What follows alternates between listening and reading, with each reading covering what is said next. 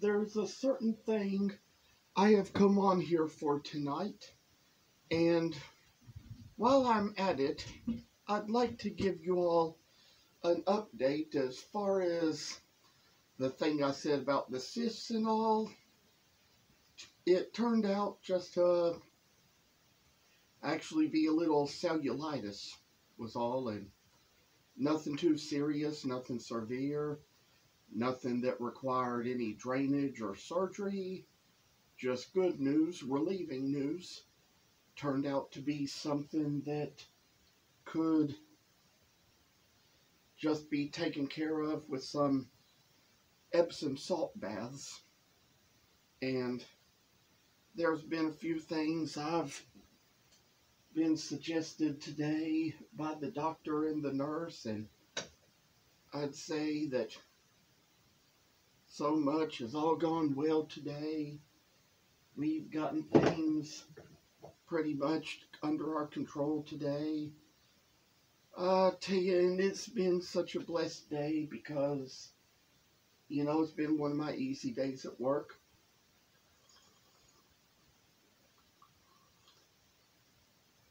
Compared to some days I've had. And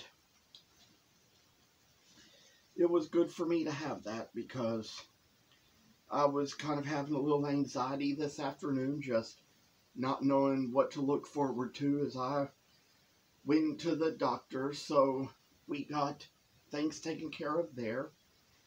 There is a little thing I've come on here to show now. Eventually I'm going to get around to carving the baby Jesus and carving the wings of the angels. But today I just decided I'm going to try to talk to you while I sand these things. They suggest in the book that for these things you get like a worn out piece of sandpaper, 220 grit. I could use just about any grit that I choose because sometimes, just sometimes, these things, they kind of have some places where there's saw marks in the wood from where you've been sawing out the original blades. So I sort of have to use what I have, sand along with what I have, and just kind of make it so it comes out like it should. For things like this, even to sand by hand, it probably would be better to use a mask. The problem is I use the mask if I'm electric sanding, but I tell you, it gets so simple to do by hand that I often don't think to do it. I do know that I was once watching a carpenter online who had to get surgery on her sinuses from all that working with the wood, and eventually she learned to get herself a dust collector. There's so much I'd say as far as how things come along. Sometimes I think when it gets to be nighttime, there's places I'd like to be out being among other people and around some people, and people I kind of miss a little bit, things I'd like to see again. But, sometimes you just kind of learn as you go on with life that they can be people who, you might not be anything like. I mean, they might appreciate you as a person. They might appreciate how good you are at what you do. They might think you're sweet or whatever. Maybe find you somebody to enjoy to be around. But sometimes I just think that there's some people who they probably not lived through as much as I have or experienced as much as I have. So sometimes they might chitter-chatter a little bit about things that an older seasoned person might see from a slightly different point of view than they do. And there's been those of us who have probably been through enough with the internet that, and with people in life and with our experiences, that we know everybody's different and everything is different. So if our experiences differ a little bit, it can make us all become like the most different people you've ever known. And some of us, we might walk and talk a little different than others of us, but you know, there's little strange things in life that kind of make us who we are. We all kind of have to accept our realities in life, and it can be different from one of us to the next. There can be things in life we'll take little judgments for here and there. I don't think it's ever right for people to judge somebody if they haven't walked in their shoes, but I mean, there's been things in life where we've all just kind of seen things differently. Some people got to have their independence a long time ago, start doing things longer ago than others did. They probably learn things at a different time in their life than others will. And there's just a lot we can say. You know, we've broken the rules in some places. In places where we've been, we've paid the price for breaking the rules.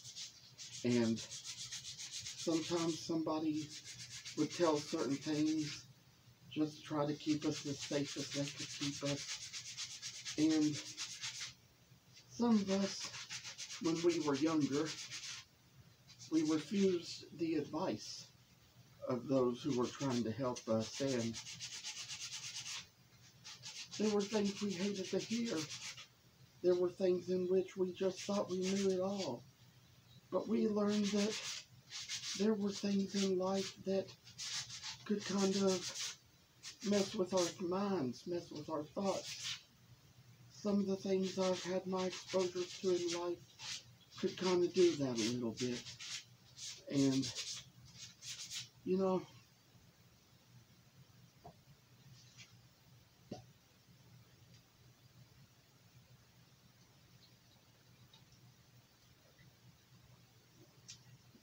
there's been some stuff where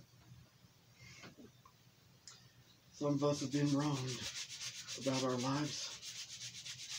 Our choices weren't always the best. We kind of acted silly in ways we shouldn't have. And we kind of, I'd say, did the wrongs around some of the wrong people. And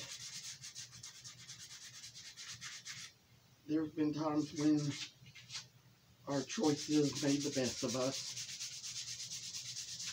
We live with the choices we made.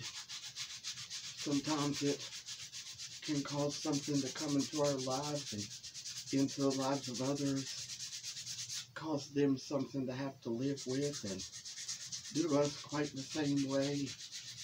I just know that I sometimes have little attention lapses in life, kind of make things a little strange here and there. And I tell you, it's just a lot to watch out for. I'd say that by now, I'm kind of getting to where I'm sanding away at these grains, making these saw marks so they come out a little better for us. Make it so we all see a little light in us and make us all happy for who we are, what we do, what we need to be. I say that this is the grace that grows in us, you know, and it works in us, makes us happier, blessed, merrier people, I say. And oh, all these little flat plains we stand over.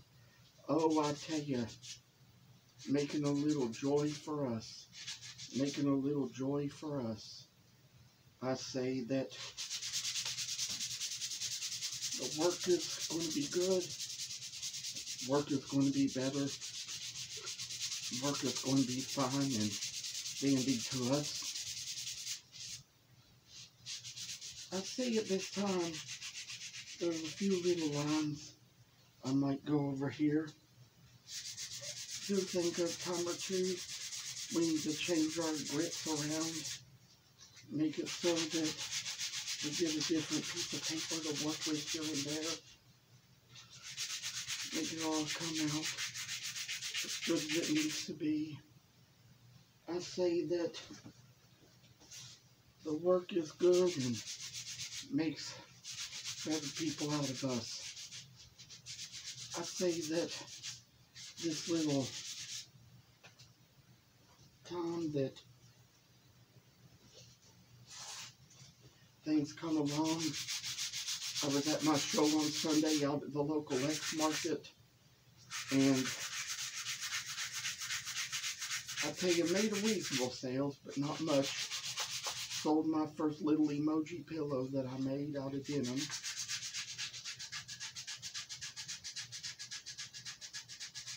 And I say that the work does us a little good. Got a show this weekend out at the Jessamine County Fairgrounds, and it's sponsored by the Humane Society.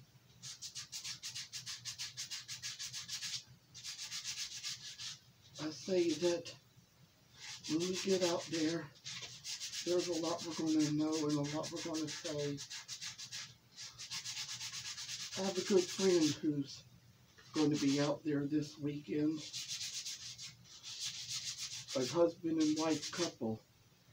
They kind of have a little place where they make all these chocolate covered fruits. Of course, you've been familiar all these years with things like chocolate covered bananas, chocolate covered strawberries, chocolate covered cherries, but of all things, you know, these people, I mean, they make chocolate covered grapes, chocolate covered oranges, and I tell you, so much I've learned in life. So many of these friends I've made in life, they kind of started doing businesses because of the pandemic. Sometimes the pandemic kind of changed the lives of some of us. Made it so we all started working differently, doing things differently. Sometimes it kind of changed our schedules around, made different people out of us, made different things out of us. I'd say that there's some things in life that aren't going to last forever. You know, some people, they might even say or try to tell you that you're not doing enough. I say that it don't matter what people think of us. Sometimes I say we do our best. We try to avoid situations where we're going to run into anybody who's going to give us too much trouble or cause us too much trouble. And I say that for all this little work we do, I'm getting all the bad lines out of this, getting it so it's getting so much better. I say that these are my angel pieces, and like we say, we're going to carve the wings one day, and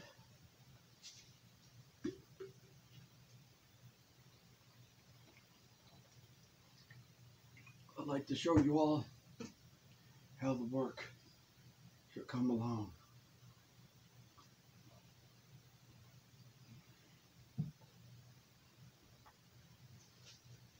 Indeed, things kind of get a little strange here and there. I work in the school cafeteria, and there are days when I feel a little more relieved than I do on other days, because there will be days when my tasks will kind of change.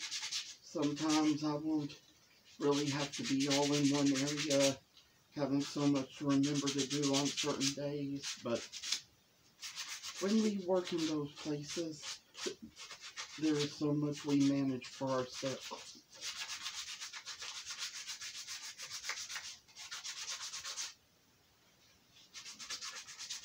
I'd say that when these come out, they come with kind of a rustic look. We know that there are certain things which, around holiday times, they start to sell much better than they do at other times. We know that there's kind of an autism society around here. They're having their walk again this year.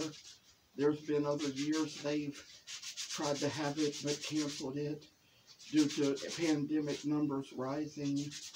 And I see that sometimes a little downfall in the numbers can change things for the better.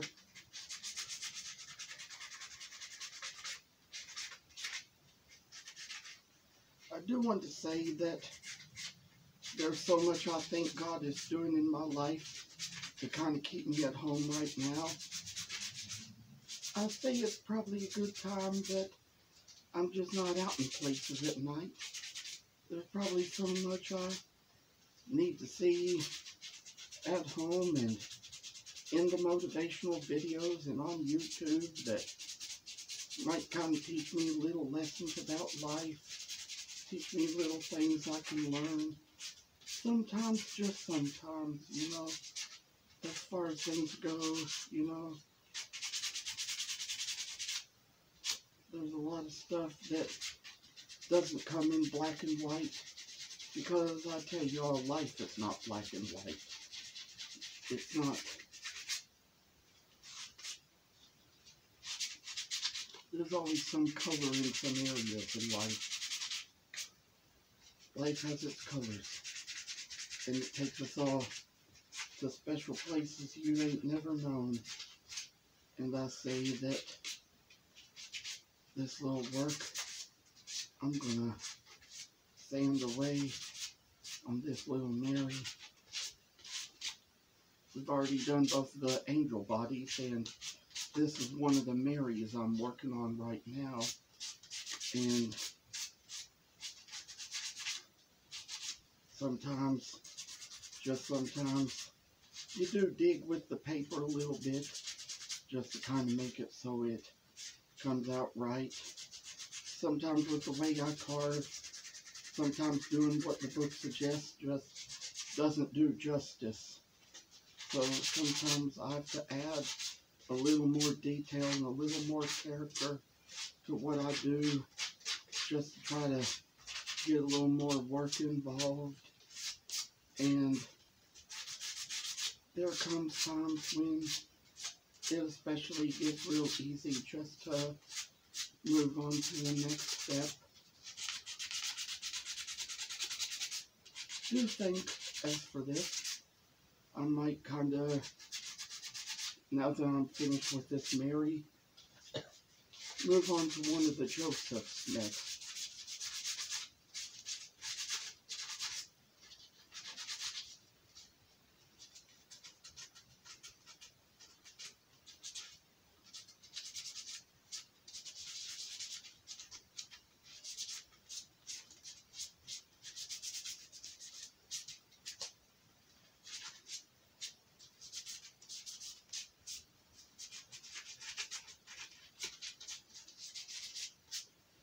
We know that there were many Josephs in the Bible.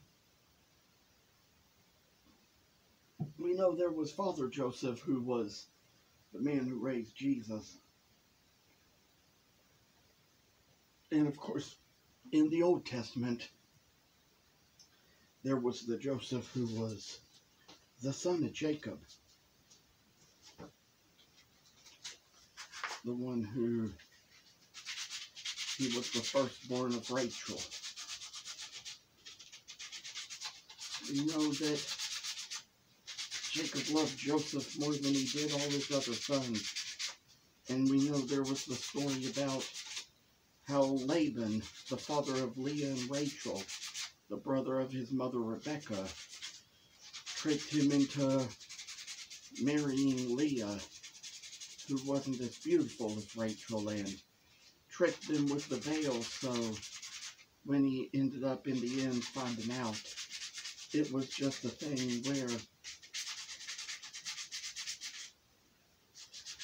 it's like Jacob had many children by Leah, and by the time he got to marry Rachel, she was really old. She kind of had Joseph, and then she had Benjamin, and on that one she had a miscarriage and died. But we know that Joseph was the firstborn of Rachel in Jacob's case, so Jacob honored Joseph more than he did all the other sons, and the other boys got jealous of him. They threw him into a pit and sold him into slavery. Then the rich man Potiphar bought Joseph, and we know the story about how that Potiphar's wife tried to get Joseph into bed with her, and he refused, so she grabbed him by his garment, and he got out of it to run, and she used his garment as a way to trick Potiphar into thinking that Joseph was trying to do it to her. So of course it just so happened that Potiphar put Joseph into jail, where Joseph interpreted the dreams of the Pharaoh, and in the end they found him, and he was back at home, and his brothers were all bowing down to him. We know that Joseph had a hard life, and there were times when it was easy to get two little Josephs in the Bible confused with each other. We know that Joseph, who raised Jesus, was a carpenter, and in his days, you know, he wasn't mentioned too much when it came to the stories about Jesus' ministry. He might have gotten old and might have died when Jesus was a kid, or maybe when Jesus was a very young adult, so he was probably no longer around by that time, and there was so much to be said, so much to know, and of all things in life, somebody said that it was a time when, around the time Jesus was born, Simeon held Jesus and said, "Sovereign Lord, if you have promised, you now dismiss your servant in peace. For my eyes have seen your salvation, which you have declared in the sight of all people, light of revelation to the Gentiles, and glory to your people Israel." There were a lot of these songs, verses in the Bible. I'd say I grew up on them. We listened to them on those old children's tapes we had as kids. This was back in the 80s, back in the 90s, up till the time I probably got up to my early teen years. And we know that we've seen a lot of things in life that brought joy and tears to us. I say it's come to the point where I might actually have to say that it's time to close the video. Of course, I will get this one up. I will get it downloaded to my computer once my tablet uploads it to Amazon, and then get it from my computer uploaded to YouTube. So it may take a while, but there's going to be little things I'm going to do. I can kind of look at the time and see the time it's getting, but just to not make a video too long, just to try to keep it short, I'm going to finish wrapping up this little line here, sand off this one little pencil mark I have left, and start to close the video by now. Hopefully I'll get back on to share more as I do the rest of my sanding soon. Amen. Goodbye.